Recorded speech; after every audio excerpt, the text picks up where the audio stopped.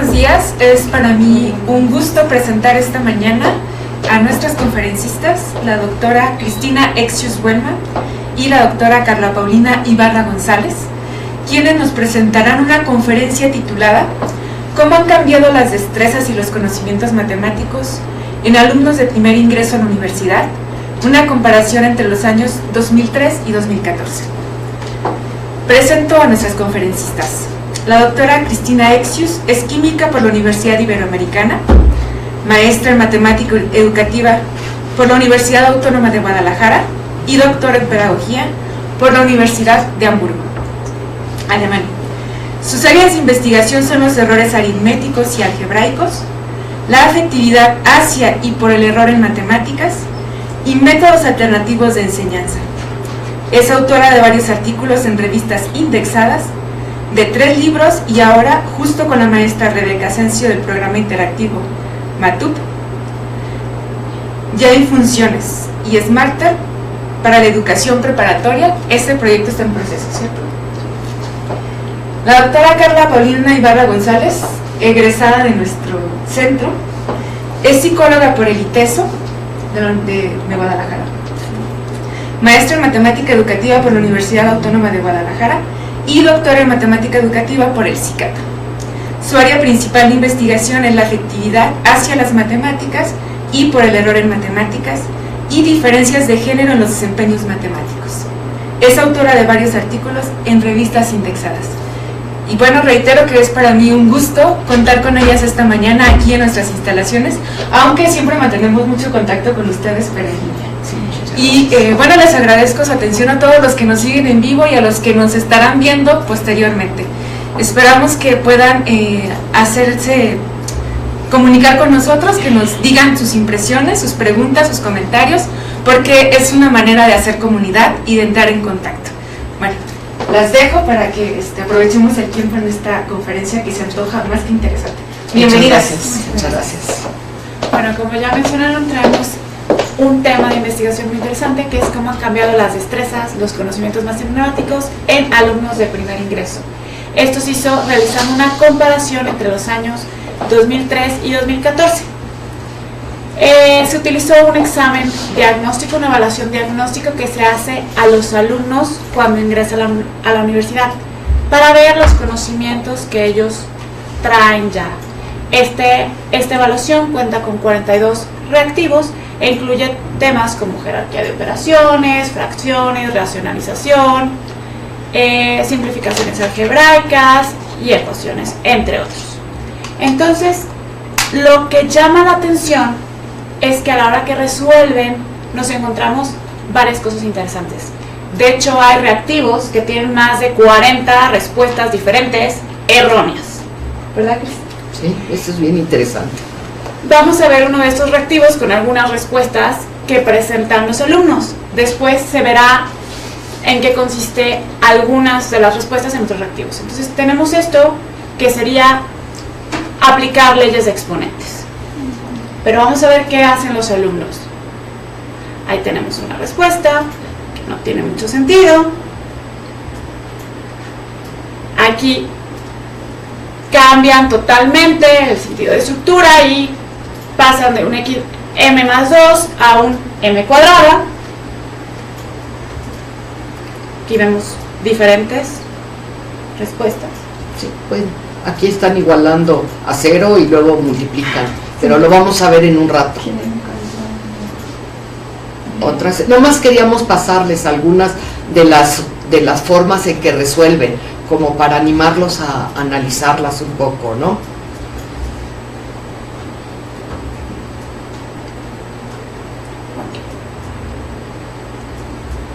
Como verán, son varias respuestas, todas erróneas. ¿Por qué se hace esto? Bueno, se observa que hay deficiencias en los conocimientos tanto aritméticos como algebraicos que los alumnos de primer ingreso necesitan para llevar a cabo con éxito su carrera profesional. Y, bueno, el desempeño de los alumnos ha disminuido a través de los años.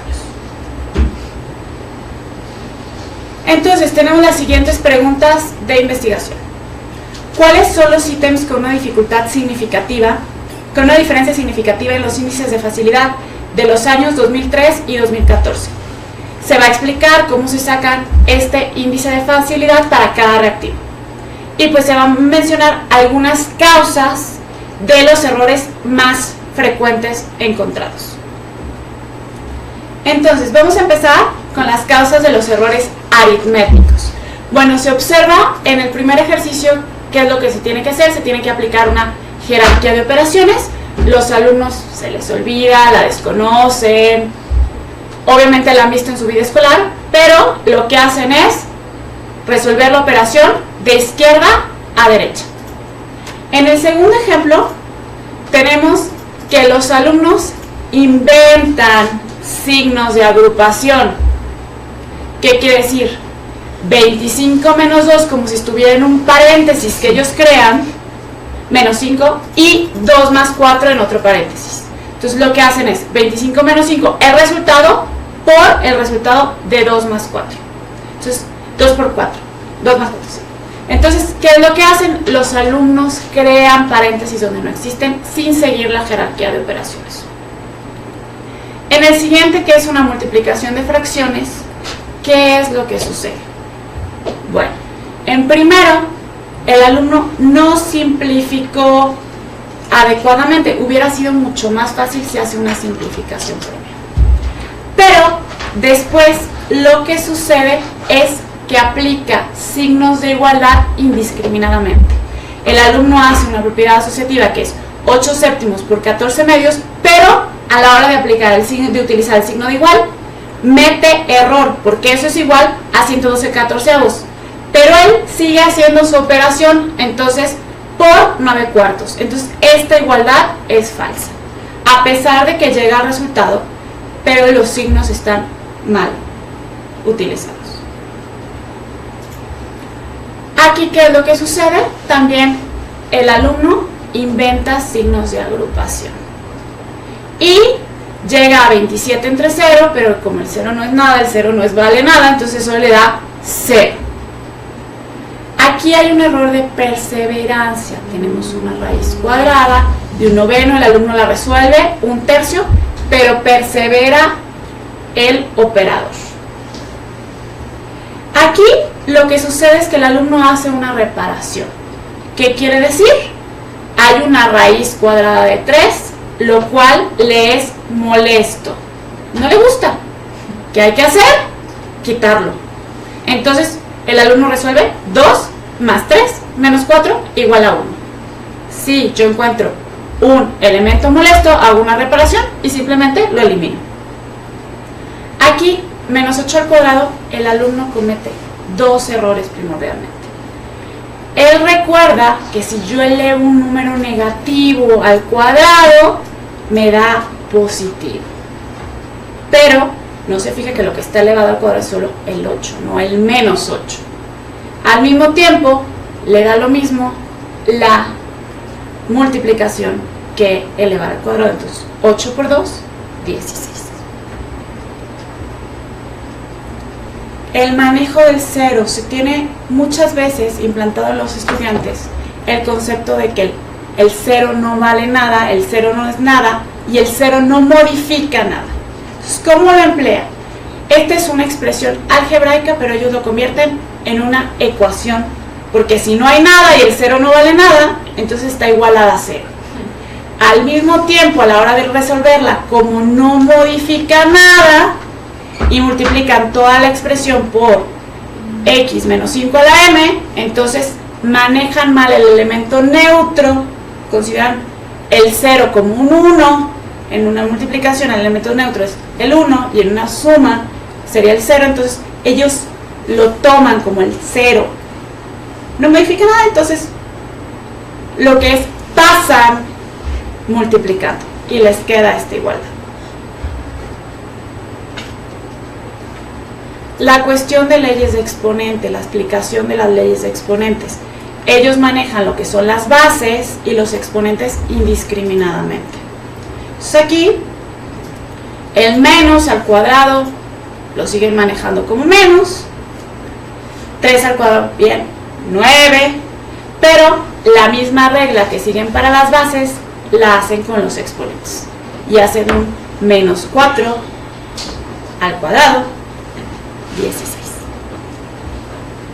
Aquí hay un error de tachado. ¿Qué quiere decir? Aplican un conocimiento que tienen, pero lo generalizan cuando no se puede generalizar. Entonces aquí lo que hacen es un esquema de tachado donde simplifican el cuadrado con la raíz, solucionan el problema y resuelven. En este último aplican las bases b por b, b cuadrada, y después lo que hacen es 3x más 1 y el otro es 1 menos 3x, pero ellos lo arreglan para que sean iguales. Entonces 3x menos 2 menos 1 y lo elevan al cuadrado. Ok, si se dan cuenta, todas estas formas que hemos puesto son escaneadas de los alumnos, ¿no? Que es muy importante porque ve uno pues sus propios procedimientos, ¿no? En algunos casos. En este caso, por ejemplo, son errores de concatenación, y los errores de concatenación es que juntan las variables y los números, así todo junto, y no se dan cuenta que, por ejemplo, el 16z no se lo puedo restar al 64, ¿no? Entonces concatenan todo, pero la z cuadrada le restan la z, ¿no? Por eso queda z. Entonces les queda menos 48z, ¿no? Y en el de arriba, esta puede ser, en el de acá, esta puede ser o consecuencia de que confundieron el x cuadrada más y cuadrada con x cuadrada y cuadrada y sacaron la raíz correctamente con lo que ellos pensaron, o que sacaron la raíz como x más y después concatenaron. O sea, lo hicieron, la concatenación la equivocaron, ¿no? Pero diles que ese es nuestro reactivo estrella. Ese es el reactivo estrella del cual hablaba Carla hace rato, de que tenemos 42, ella decía más de 42 respuestas equivocadas diferentes. Claro, hay unas que son muy comunes y otras que son muy singulares, ¿no? Y eso es bien difícil también de manejar en una clase, ¿no? Porque hay alumnos ahí esporádicamente que cometen un error rarísimo, pero la mayoría pone x más y, que lo íbamos a ver un poco más tarde, y muchos después de x más y ponen la xy, o desde el principio ponen la xy, ¿no? Y nos tenemos que dar cuenta que puede provenir de dos caminos equivocados distintos, ¿no? ¿Por qué? Porque lo tengo que manejar distinto a la hora que estoy practicando con ellos o enseñando, ¿no? Okay.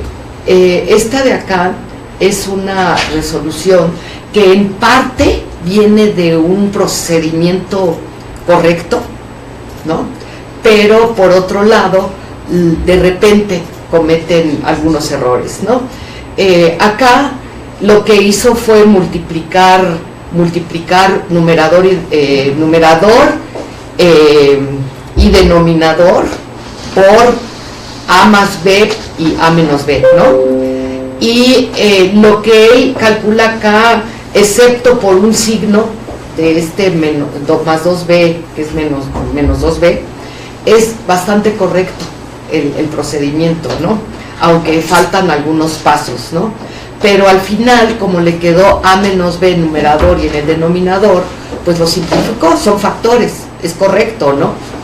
Pero al final le quedó un a más b en el denominador, y como el numerador quedó vacío, o sea, el elemento neutro de la división, que es 1, no lo visualizó como 1, sino que como ellos eliminan en vez de simplificar, lo que hacen es decir, pues no hay nada, y por lo tanto lo que hacen es, lo que estaba en el denominador, pues lo suben al numerador, ¿no? O lo suben simplemente a una expresión a más b, ¿no?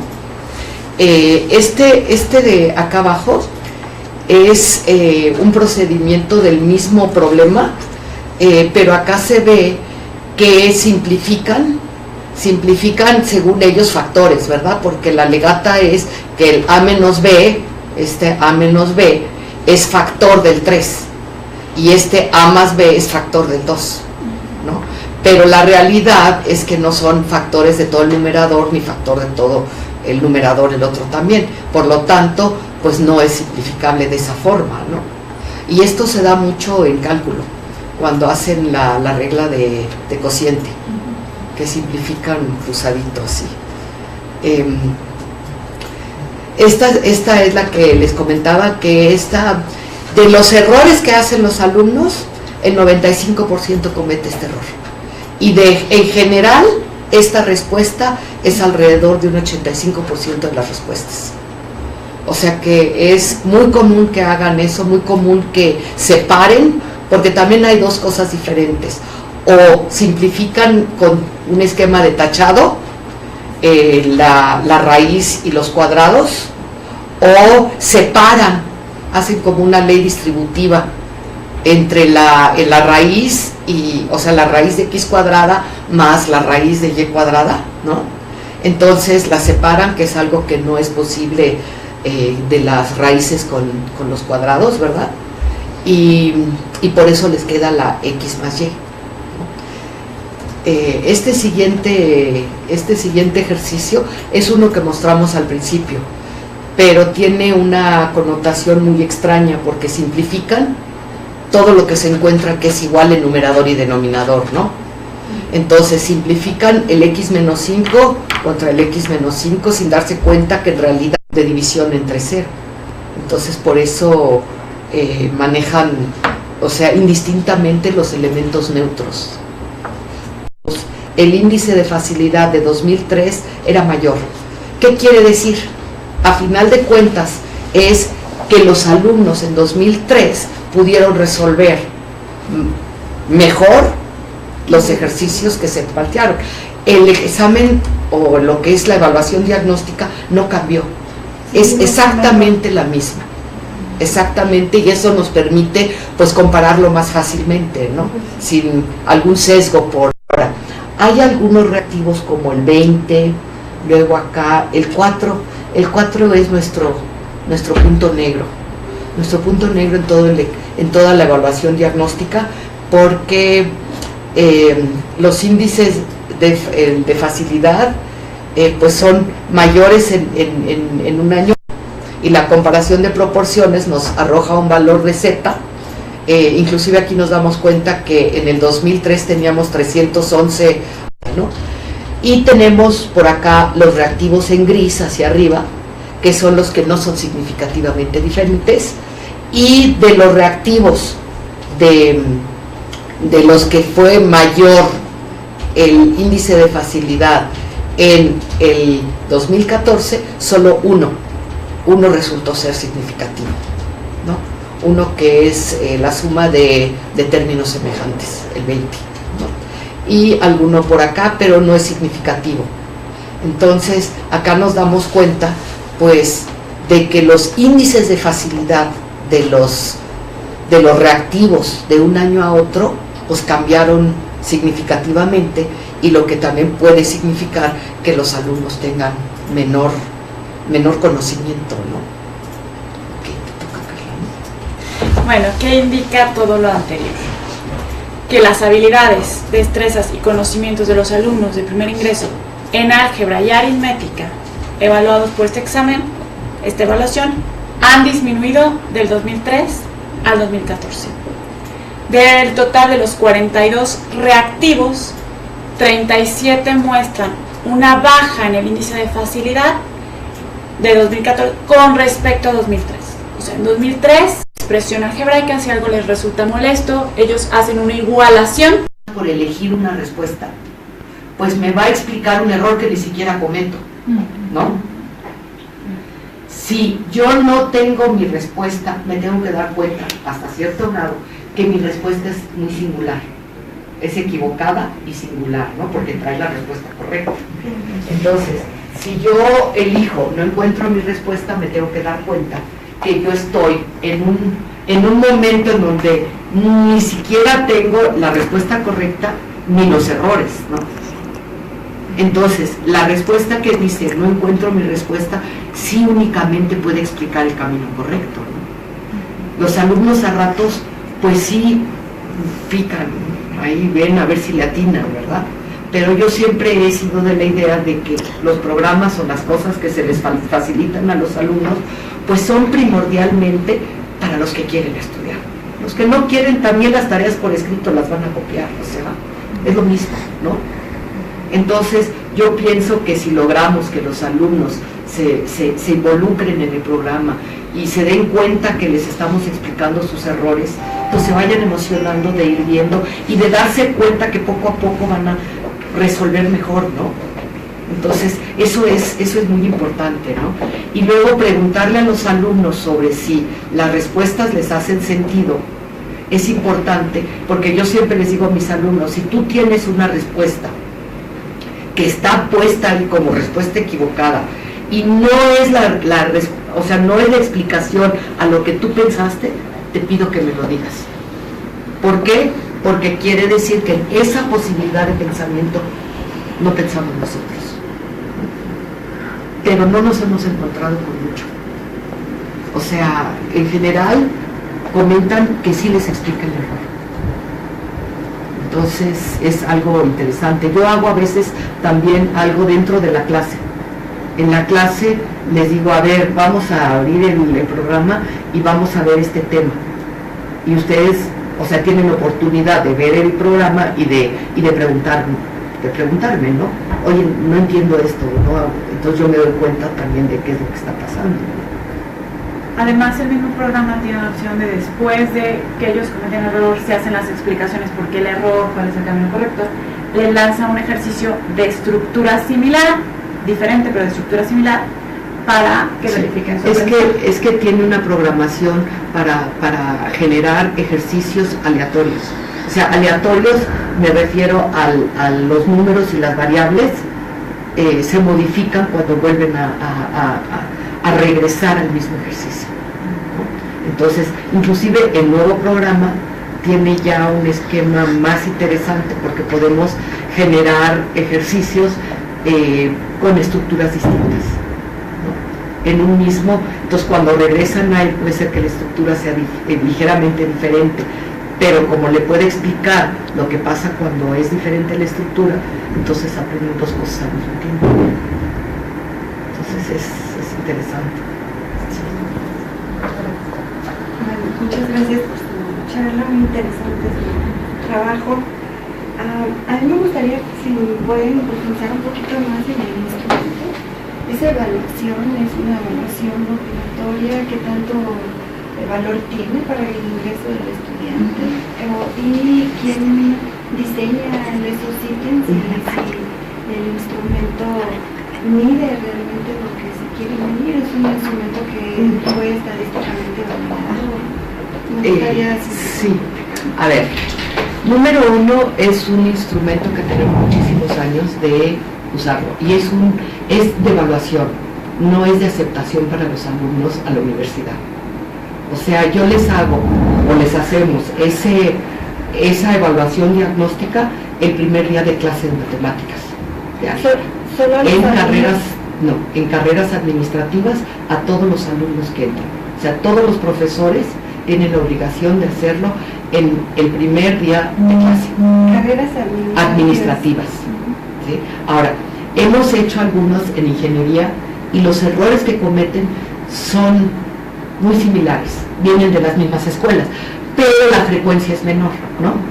O sea, si yo en carreras administrativas digo el 80% de los alumnos comete un error en un cierto ejercicio, es muy difícil quitarlos, porque ellos meten automático. Todo lo que son esquemas de tachado es en automático. O sea, ellos agarran, ¿no? Y además, o sea, desde el punto de vista metacognición, los esquemas de tachado son tan fluidos y tan rápidos y tan fáciles, consideran los alumnos que lo hicieron perfectamente bien, ¿no? Entonces, bueno, vamos otra vez al que, pues, ¿cómo podría yo decir? Que se diseñaron con premedicación, alevosía y ventaja, ¿no? ¿Por qué? Porque yo puedo poner un ejercicio de simplificación en el que la simplificación con el esquema de tachado rápido, fácil y correcta. ¿Cuándo? Pues cuando tacho un factor en el numerador, uno en el denominador y me queda un factor en el numerador. No hay vuelta de hoja, generalmente lo hacen bien, excepto por aquellos que quieren hacer las operaciones, ¿no?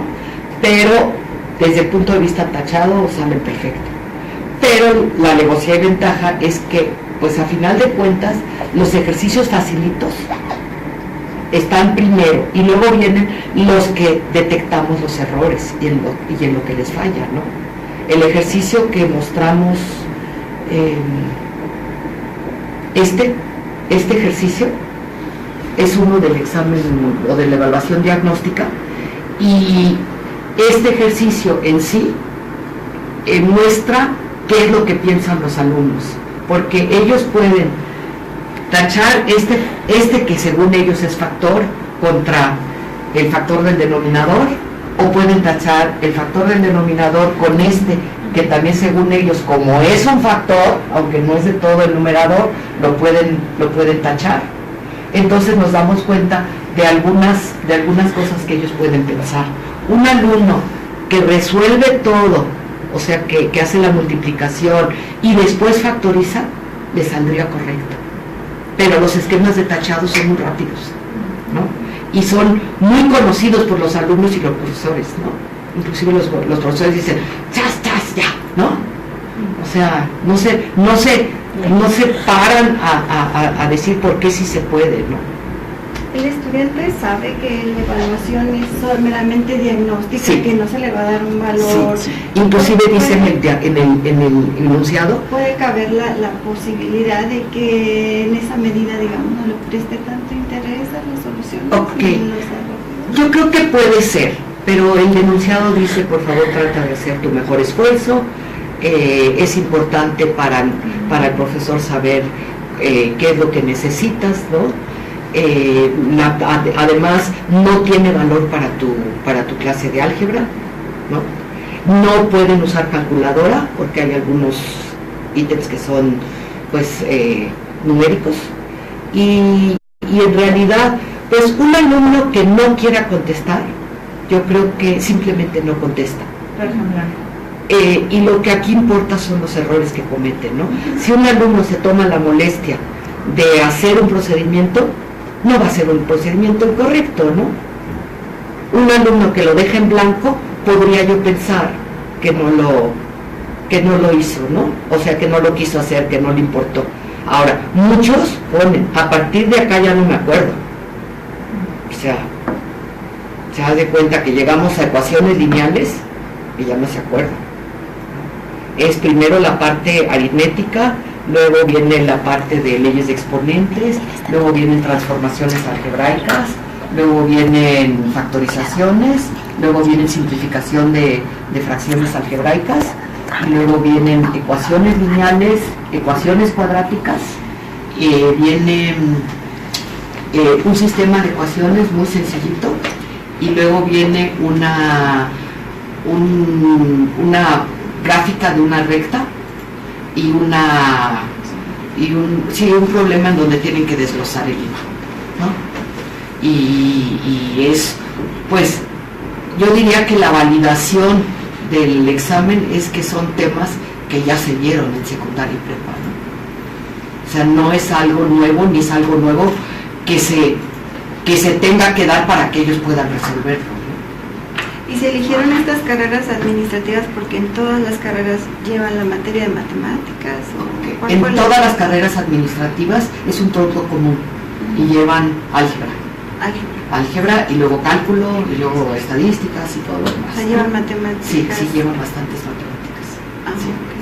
Y respecto de lo que les preguntaba Mayan sobre los estudios de seguimiento, en cuanto uno podría pensar que en ese diagnóstico pues, sí están saliendo mal, pero digamos, los estudiantes, ¿en qué otras áreas a lo mejor sí se desenvuelven de manera diferente? O si eso es esa falta de conocimiento o destrezas que ustedes han detectado, ¿les afecta en su carrera continua?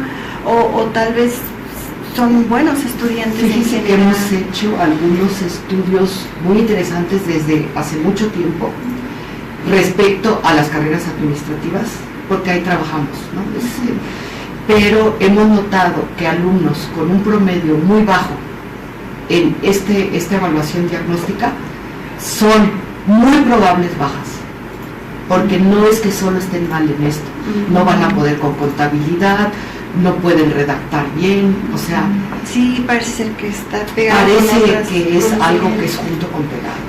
Y nos damos cuenta que muchos alumnos no solo se dan de baja por matemáticas, sino que muchas otras materias también no dan el ancho, pues, ¿no? Y los que salieron bien en la diagnóstico, sí, parece ser que siguen bien en el resto. Sí. Que los tenemos clasificados como alto riesgo, en riesgo, normales, sí, que les cuesta un poco de trabajo, pero lo hacen, y los que no tienen problema. Y casi siempre es así. Sí tenemos algunas bajas de buenos alumnos, pero es también porque no eligieron la carrera correcta, porque pues igual la universidad no les gustó, ¿no? Pero no es a causa de las matemáticas ni de las otras materias, porque tenemos, pues a veces hay alumnos que pueden reprobar 3, 4 materias en un semestre. ¿Y qué tiene que ver las matemáticas con eso, no? Reprueban matemáticas, pero es una, ¿no? Pero sí les cuesta mucho trabajo cambiar todos los esquemas que tienen. Y yo me he dado cuenta que tienen algunos problemas de las concepciones algebraicas tempranas. O sea, hay muchos que les cuesta trabajo plantear una ecuación. Y es algo...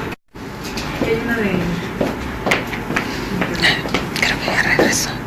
Es que se ha finalizado tu podcast. Víctor Pacheco pregunta, aunque creo que ya se va a contestar un poco, pero voy a leer la pregunta. ¿Cuál es la propuesta para poder revertir esta situación, ya que se observa desde educación básica? Claro, lo que pasa es que para revertirlo es lo que dijimos sobre el error y esa cultura favorable al error, que sea desde primaria. O sea, que no señalemos a alguien que en primaria cometió un error, sino que le expliquemos por qué. Y el programa interactivo con la retroalimentación inmediata, eso da mucho fruto, que esa retroalimentación sí inmediata. A veces cuando está un profesor, muchos alumnos, esa retroalimentación no es posible, ni siquiera el captar todos los errores que pueden cometer. Y lo que yo iba a decir es bajar el programa hacia niveles más abajo, ¿no? Lo que pasa es que no podemos hacer todo en un momento, ¿verdad? El tiempo se nos está acabando, pero yo creo que ustedes abrieron una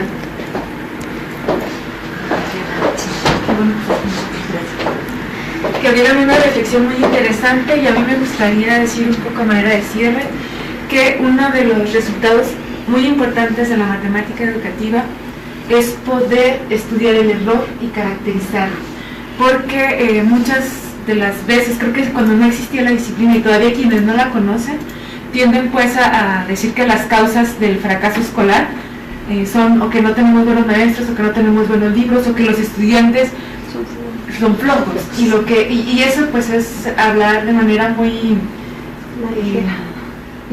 ligera, por no decir otra cosa. Gracias por la palabra. Y la verdad es que nos ha dado cuenta que el error tiene que ser estudiado, caracterizado, comprender como las implicaciones y entonces poder hacer acciones. Entonces yo creo que esta es una de las riquezas de nuestra disciplina y que hay que defender, porque nosotros muy a menudo comentamos aquí que cualquier persona se siente con derecho a hablar de la educación, ¿sí? Y a veces de manera tajante, pues, ¿no? Como, bueno, es que el problema de la educación son los maestros, ¿no? El problema de la educación son los libros de texto. El problema de la educación es que ya los niños tienen teléfonos desde los chiquitos. Es decir, se caen en respuestas que no tienen sentido o que al menos ni siquiera las validan, pues. Entonces me parece que es muy importante mostrar la complejidad del estudio del error y que caracterizar y mostrar las dificultades y cómo se pueden enfrentar es fundamental para nuestro país, por supuesto, para la educación de nuestro país, y también muestra la naturaleza de lo que hacemos los matemáticos. ¿Puedo aplicar? Sí, claro.